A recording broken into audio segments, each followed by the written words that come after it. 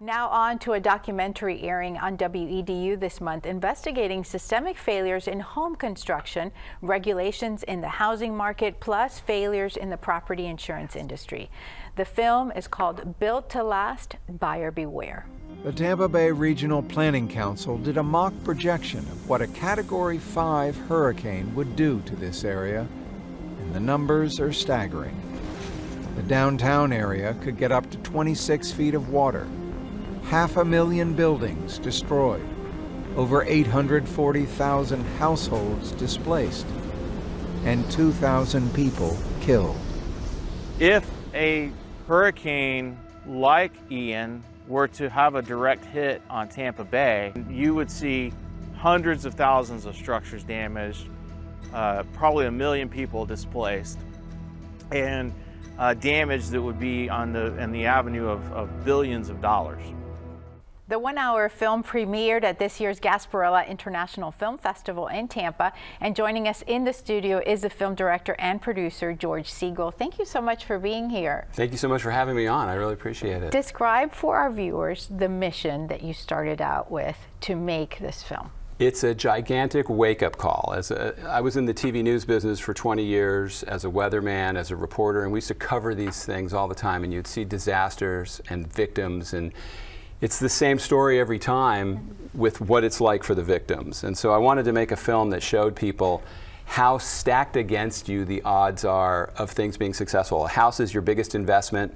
You put everything into it. You put all your chips in and say, this is my forever property. But you don't realize how well that house is built. You don't realize how your neighborhood is going to handle water when the water comes pouring in, and then you think your insurance company is going to be there to write you a check when the damage comes in. And I want to wake people up, and that was the goal of the film, to really get their attention, and I think we're doing that. How long did it take for you to amass all the pieces? Over a year, probably a little longer than a year. I mean, it takes a lot of time because you have to get people set up for interviews, then you have to find victims that want to share their story, which is very difficult. So a lot of pieces go into place, and when you're making a documentary film, you have to get a release from everybody. You can't be TV news where you just walk up and you're doing a story on something and you can just roll your camera. Everybody in there has to have agreed to be on camera. What would you say were the biggest lessons learned from doing the film? The biggest lessons are be careful when you live in Florida, because it's crazy what we deal with. You know, we had 2 hurricanes here in Tampa last year that could have been direct hits and destroyed us.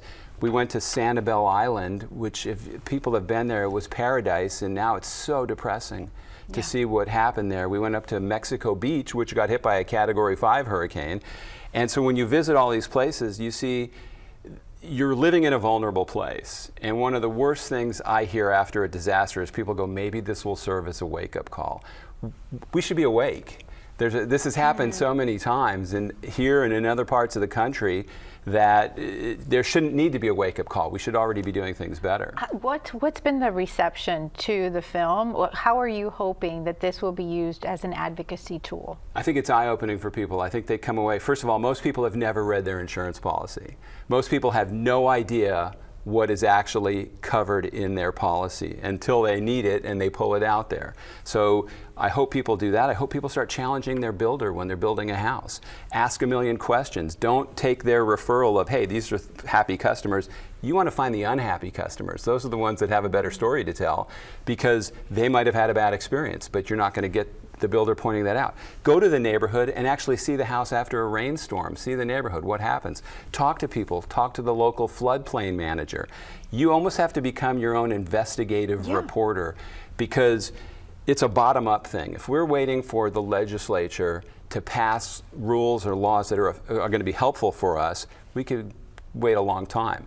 But if we all start doing a better job as individuals and say, I'm going to make better decisions, I'm not going to take the garbage that somebody's shoving down my throat, that's how we solve this problem, you know, one by one. And if we can wake people up and have them see that if you're not your own best advocate, nobody's looking out for you, you have a problem. It was great to see all the different voices that you brought into the documentary. I'm so excited for you, so excited to see this. Again, congratulations, wishing you much success. Thank you, because it's heartbreaking when you see, and you've experienced this yourself, once you become a victim of disaster, some people never get recovered from it. It changes you, it really does. Thank you again for joining us, George. Wishing you continued success. Built to Last will debut on WEDU during prime time on October the 16th. 16th with an encore presentation on the 28th. The one-hour documentary will also air on our sister station, WEDQ, on channel 3.4.